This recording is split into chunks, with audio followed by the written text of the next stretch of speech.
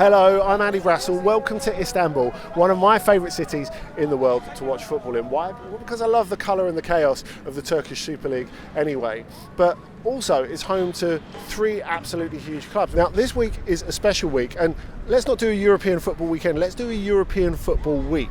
And we've got a unique opportunity in the home of Turkish football where we can see, because of course you can't have all three big teams playing in Europe on the same night. We've got the opportunity to see Galatasaray on the Tuesday night, Beşiktaş on the Wednesday night, and then go across to Asia from Europe to see Fenerbahçe and Jose Mourinho on the Thursday night. And so I thought, well, I need a bit of company as well. So I brought my friend and compadre from on the continent, Lars Sivertsen, who's never been to football in Istanbul before. Is that correct? That is correct. A terrible oversight on my part. But of course, having done various broadcasts for you over many years, and listened to on the continent as well, so many times I've listened to you talk about the goings on in the Turkish Super League and thought I absolutely have to go and check this out.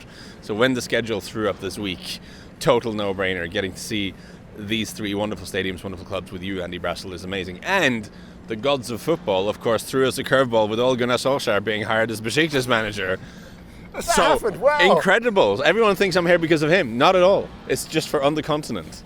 Well, we've got hours to kick off, so let's go and look at Istanbul.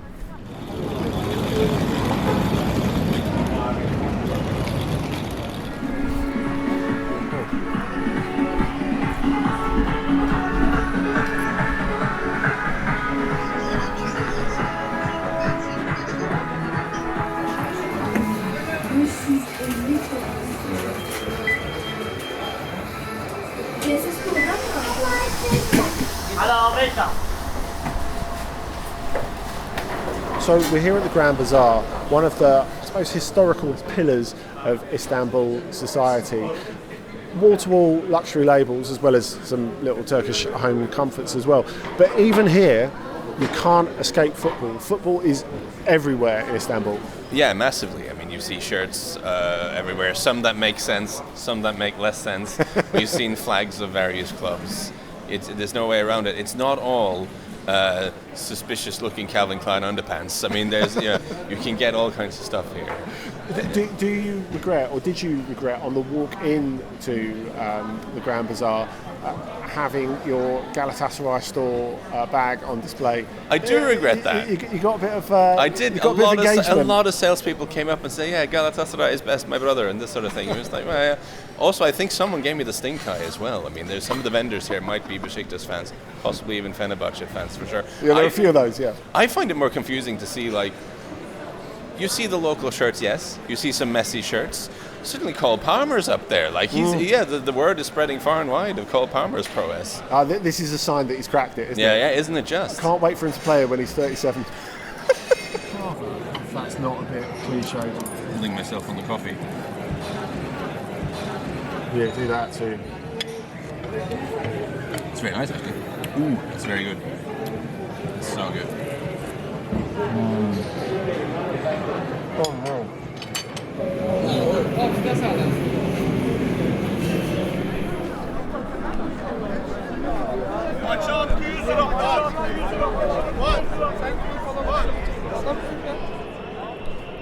So something tells me Dynamo Kiev have just arrived on the field here at Rams Park, because it's game one, Galatasaray versus Dynamo Kiev on Tuesday afternoon. I mean, this kicks off at 3:30 UK time, 6:30 Istanbul time. How are you feeling? It's colourful on the way up to the stadium. It's like 2 hours ahead of kick-off and there are already a lot of booze in there. That's a good sign. Yeah. It's probably not because they know we've arrived. It could be that, but thinking that's more like you say, Dynamo Kiev warming up. No, it's good. There's a lot of people here already. There's a lot of colour here. You can feel the atmosphere building, and I'm very excited. I mean, getting here was smoother than maybe as a foreigner and road, public transport. As a foreign visitor to a big sprawling city like Istanbul, you worry about how this is going to work. It was really easy and really good. We've been frisked several times, so I feel very safe. No, I'm excited to be here, and I guess the thing I'm wondering about, we're going to see three teams this week, and as I understand it, Galatasaray win basically all the time. They're undefeated domestically this season. They won the league last season. They're almost unstoppable. Andy Brassel, how have they become this good? Why are they so dominant in this league? Well, Fenerbahçe have struggled to meaningfully compete with them for several years. They've not won the league in over a decade now. I say meaningfully compete. Obviously, they got 99 league points last season, so that's competition, but they haven't quite managed to get it over the top. Galatasaray have been managed a lot more consistently in recent years. The transfers have been more sensible in recent years, certainly.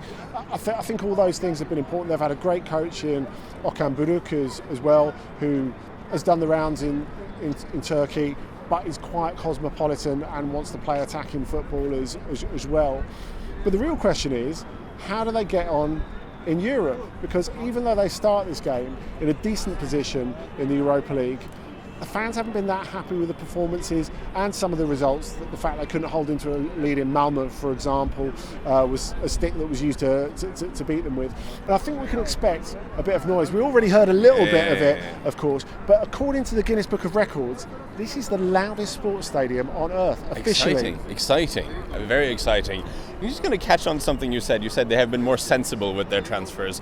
We went to the Galatasaray club shop today, and on the wall you have Osimhen, Icardi, Batshuayi. That's your front line, I guess. This is what a sensible transfer policy looks like. I mean, it's all relative, I guess. It is all relative. It is all relative, but you notice it walking around the city. I mean, maybe it's because of where we are in the city, but I've definitely seen more Galatasaray shirts. Seems to have a bigger presence. Seems to be the greater power in the city right now. And I guess winning all the time will do that for you. But of course, we're still on the European side as well, so we've got to keep our powder dry to a certain extent. When we were talking about sensible transfers, I'm thinking of, say, Mauro Icardi, and the reason that is a sensible transfer.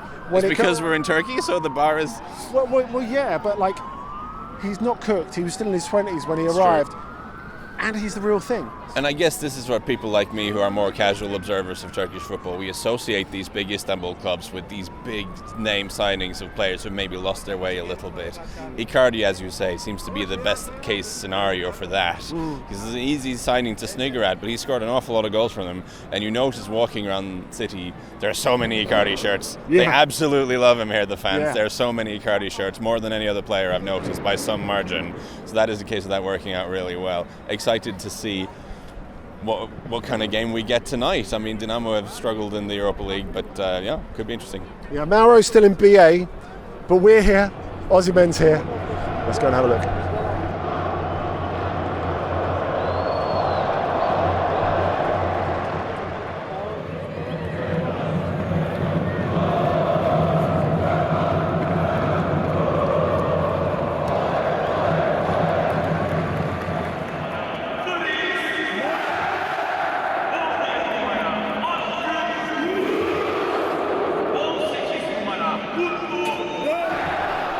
Right, so we're inside this pretty imposing arena, which I have to say, looking around, it looks like, what if someone took the Emirates and just kind of scrunched it up and made it more compact, steeper, not as like flat, similar design features aside from that.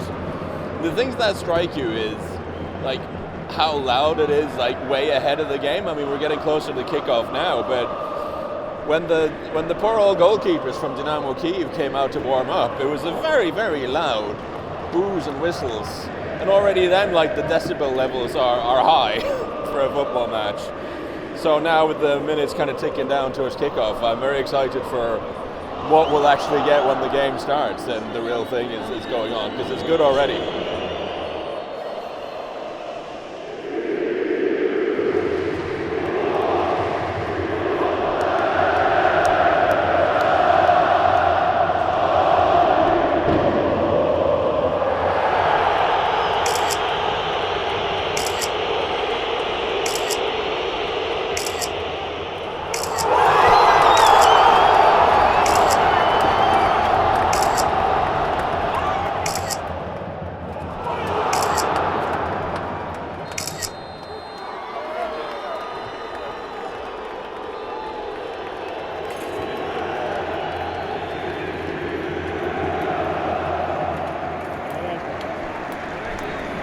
Well, that was pretty extraordinary. The game's ended 3-3. Didn't really see that coming early in the first half when Galatasaray went 2-0 up, and locals not happy, as you can understand. Where to start with the game? I mean, the atmosphere completely lives up to its reputation. The noise is incredible. I mean, really, have to stress, if you're someone with a sensitive ear, you might want to bring some ear protection, because incredible decibels were reached. An incredible amount of support throughout the game, even as the team made some pretty inexplicable errors in a game they were in total control of. But they ended up giving it up and dropping 2 points and drawing 3-3.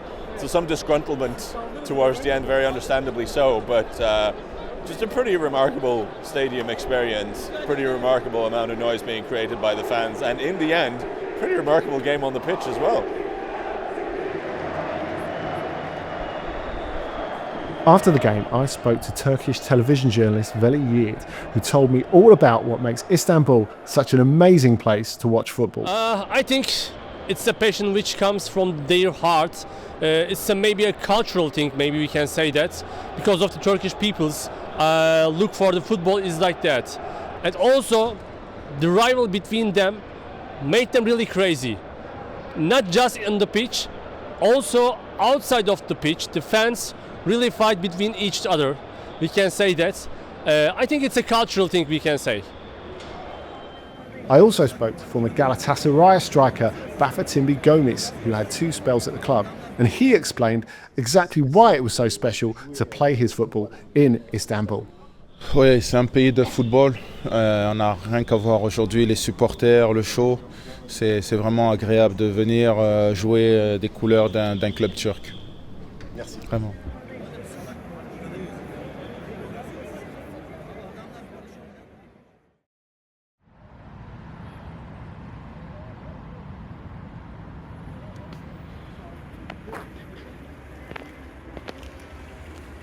So like I said, when you think of the heart of Istanbul football, you think of Galatasaray, you think of Beşiktaş, you think of Fenerbahçe. But right in the centre, we're about 10 minutes walk from Taksim Square at the moment, and this is the home of Kasımpaşa. Now, the last time I was here, Manchester United's youth team were playing in the Europa Youth League in what can only be described as diluvian conditions. But it's amazing. This neighbourhood here is where President Erdogan grew up as well. So it really is the heart of Istanbul, and there's just football everywhere you look. Should we go and have a look? Yeah. Let's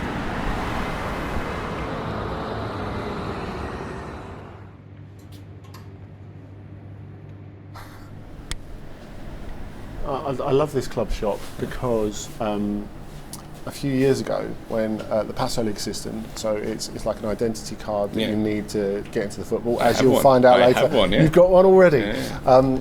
The system had crashed here, so we were unable to get tickets for Kasımpaşa versus Fenerbahçe. So what we did instead is you got a free ticket with €100 Turkish lira spent in the club shop. Fortunately, and by Janya had just left, so they had a full sale rail of his shirt. So me and my friend Sam got one each, and into the game we went. Sorted.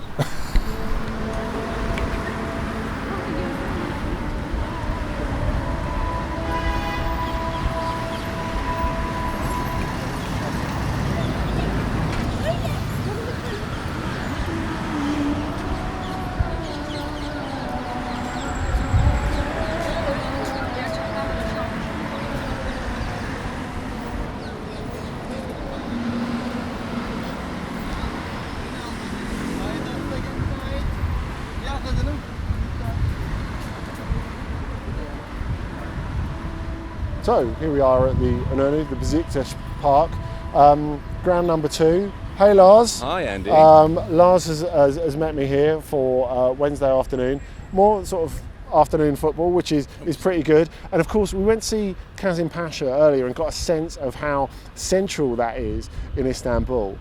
And not really that much difference with Beşiktaş, because Taksim's 10 minutes walk up there, or it's 10 minutes walk downhill to here. On the other side you have the Bosphorus, you have the Dolmabahce Palace. I mean, you really get a sense of place, and this is a feeling that is really at the heart of Istanbul, isn't it? Yeah, I'd say so. And this stadium behind us, it's a big modern structure, yeah, and it's right next to a busy road, inevitably, but it feels, I'd say, more than at Galatasaray yesterday. This feels like it's kind of nestled into the community, as part of the local surroundings. I spent my sort of mid-morning having lunch, 10-15 minutes walk over there in the sort of busy bar and restaurant type of area where the fans were already congregating, setting off flares, chanting, having a great time. This kind of, it feels like it's almost more a part of the local community, I think, than the Galatasaray's stadium did yesterday. And it's lovely that you have this view of the Bosphorus behind us. You know, it has, like you say, a real sense of place.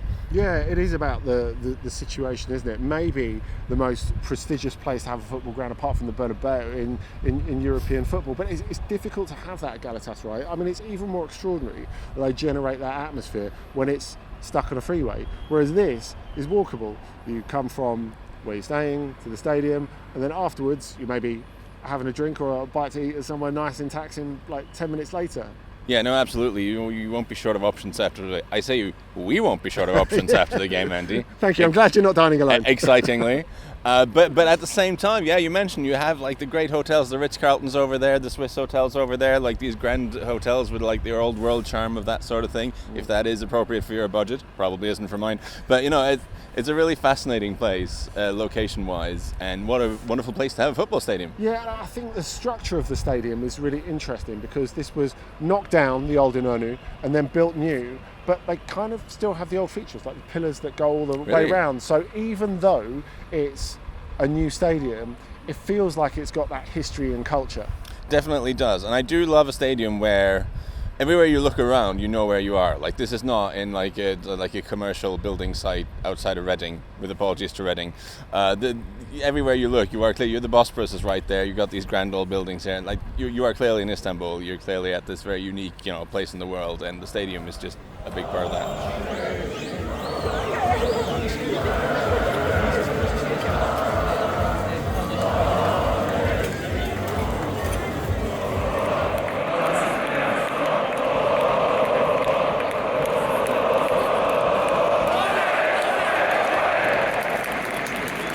Well, we're at Beşiktaş stadium now. Got seats on the second row, so we're going to get Beşiktaş sweat on us as the game progresses. So I'm hoping maybe some Basque Athletic Bilbao sweat, or blood, if it comes to that. But no, the first thought is it's a great stadium. It's really steep, feels compact. It's early, so it's not full yet, but already the fans have made some good noises, and yeah, I'm excited. It's going to be good.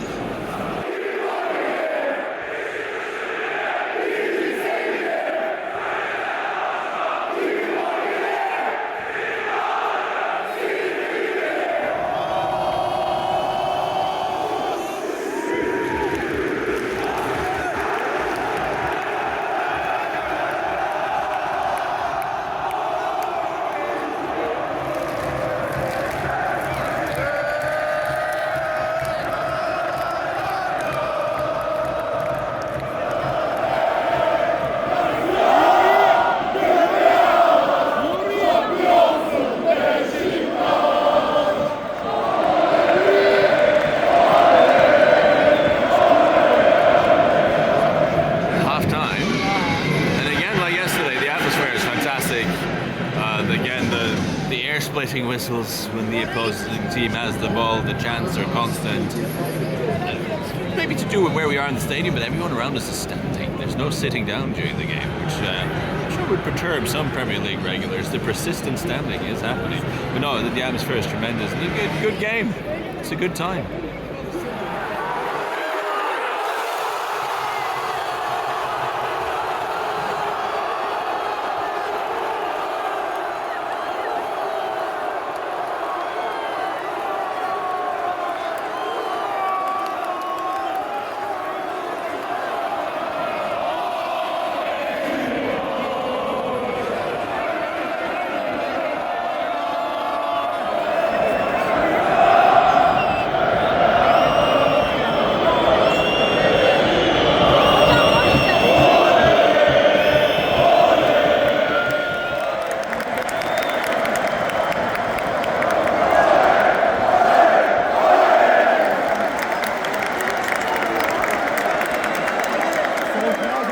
So great night for Beşiktaş.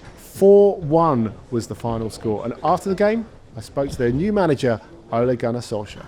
Hey Ole, tell us about the supporters here. I mean, you were out over an hour before kick-off, saluting them behind the goal. What's been your experience in the welcome that you've received so far? And how can the intensity of them help you achieve what you want? And how can it be a challenge going forward? Well, I think it has been a challenge. It has been a challenge in difficult times for the players lately. You know, the fans are so passionate. They want the team to win. But I think most of all, you can see today, they want a team that fight for each other. If you look at the top values, we want to win in the right manners. We want to play with honor. We want to play fair. We want to work really hard for each other. And the players today showed that. So going forward, we need to keep the connection between the fans and the players. The players know if they fight, the fans will love them. That's what I tell them. Don't worry about mistakes. They can blame me. I'm the one who tells them to try. So, but what an incredible atmosphere. We have been in England a few times, of course, but you know, when the lights came off and the lights in the stands and the noise, it's special night. So together, I hope we will continue like this. This is the first step, as I said. So game 2 down in Istanbul, Beşiktaş 4, Athletic 1. Didn't see that coming, but never mind the game. Tell me about your experience. I mean, it's one of those games that was so thrilling and one of those atmospheres that was so thrilling. We have had to come out to the throbbing heart of the neighbourhood of Beşiktaş to celebrate it, right? Well, we had to go clubbing, Andy, as we always. It was tremendous, really just great atmosphere and just a tremendous match day experience. I'm going to throw in some caveats. Maybe it's to do with where we were in the stadium. Maybe it's to do with the fact that it was a maybe more important game in the context of the season. Yeah. First game under new manager, needed a win to qualify. But it did seem a little bit more raucous even than Galatasaray, even though the total decibel levels at the Ali Saniyen was very, very high. This was more of a communal sort of, I think the whole crowd, the whole stadium getting involved with the chants, very little sitting down. The persistent standing was, again, for someone who goes to games in the UK a lot, it's quite something. And just a really great atmosphere and a really good match day experience. Well, let's make the most of this last night in Europe.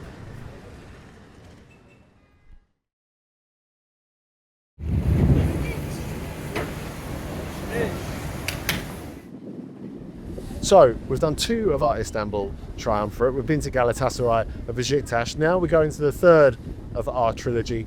We're crossing Istanbul, but we're also crossing the Bosphorus. And we're crossing from Europe into Asia. We're going to Kadıköy to see Fenerbahçe at home.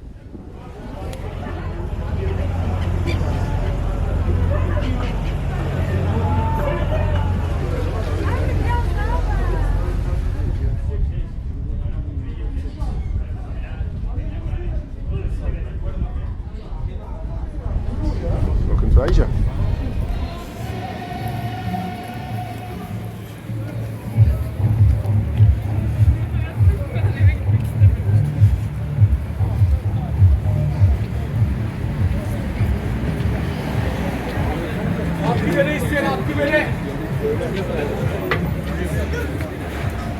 So here we are, Lars, by the water. Yeah. This is just like a tributary of the Bosphorus, says the A-level geography student. And we're right next, over there is the Sucre Sarıköy'ü, the home of Fenerbahçe, the venue of our 3rd game, Fenerbahçe versus Lyon. We've made it to the Asian side. I took the boat across, you I believe swam or kayaked or Of course, the Norwegian way. Norwegians very Long adventurous. boat. Yeah, exactly. What are you making of the Asian side of Istanbul and what are you hoping for tonight? Loads of anticipation, loads of people about already. It has a distinctly different vibe. I noticed that straight away. Yeah. This is probably a little bit related to the fact that we've been staying in Taksim, in a very touristy area, and we've gone to a very thronging area of Beşiktaş. But When you get across the Bosphorus to the Asian side, there's a little bit more space, it's a little bit opener, it's a little bit less in your face and less intense. It feels more like a neighborhood where like regular people live, and less than you're in the middle of one of the great cities of the world, because of course, incidentally, that is exactly what it is. Yeah, and I suppose whenever I imagine on those occasions when a player moves between, say, Galatasaray and Fenerbahçe or the other way around, I imagine them crossing the Bosphorus on that little boat that we took over, sort of getting their boots over their shoulder and their kit bag, looking into the distance, the LV wash bag, and making it on the ferry across. Yeah, no, 100%. Yeah, look, the food looks good. Look, we're in for a huge night. We're going to have to sustain ourselves. I mean, come on, let's go for it. Can't watch a Jose Mourinho team on an empty stomach. No, never. Thank you. There we go. Dinner was alright. I thought that was just for me. I mean, is there more coming for you afterwards? There really is no chance of facing Mourinho and company on an empty stomach, is there? No, absolutely not. No. Çalak 100 lira. Meşale var, meşale.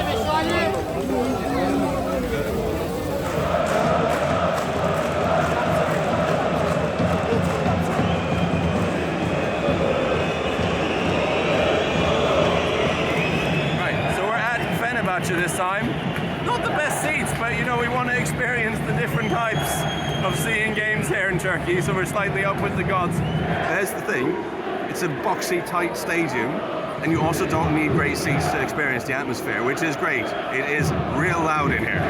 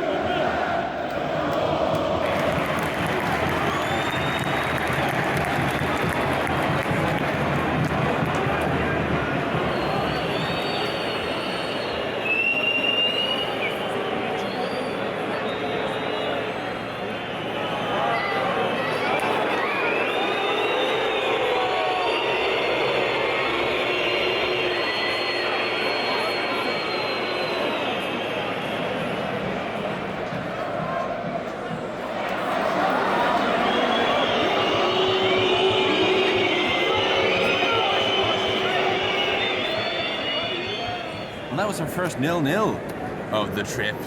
Perhaps unsurprisingly, that was provided to us by the team coached by Jose Mourinho, with Fenerbahçe showing a real lack of invention, creativity, endeavour, all the stuff that we're familiar with from late-stage Mourinho's football teams, and some disgruntlement amongst the fans. Some polite applause for the team here now, of course, but not the best. I'd say the fans were quite a lot better than the team over the 90 minutes there.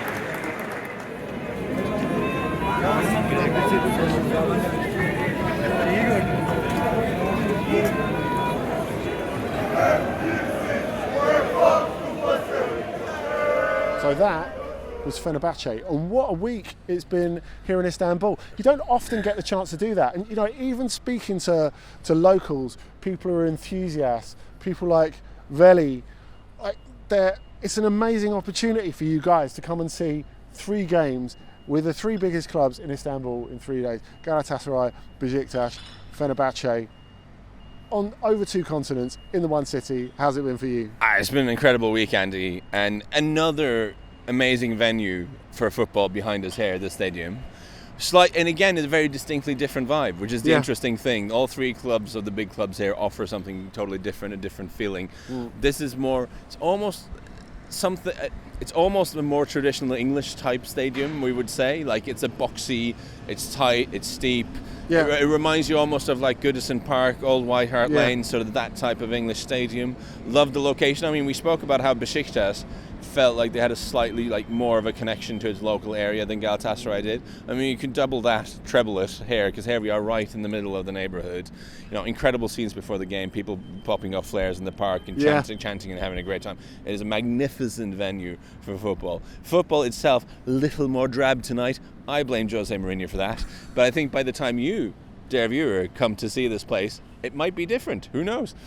Yeah, you never know what's around the corner in Turkish football. All you know is you don't know what's coming next. Well, we've had a fantastic week here. I hope you've enjoyed watching this. Remember to like and subscribe. There's loads of other stuff coming up on the Continent YouTube channel. And of course, don't forget to subscribe to the podcast on your favourite podcatcher with me and Dot Adebayo every Thursday with On the Continent, and guests like Lars, Nicky Bandini, David Cartledge, Miguel Delaney, all with their individual slants on the European game and their own opinions of it as well. And every Friday on the pod we have Ask OTC, where we answer your questions. That's right, you. So send them in either right down here or on the socials. You can get at us 24/7. We'll speak to you soon.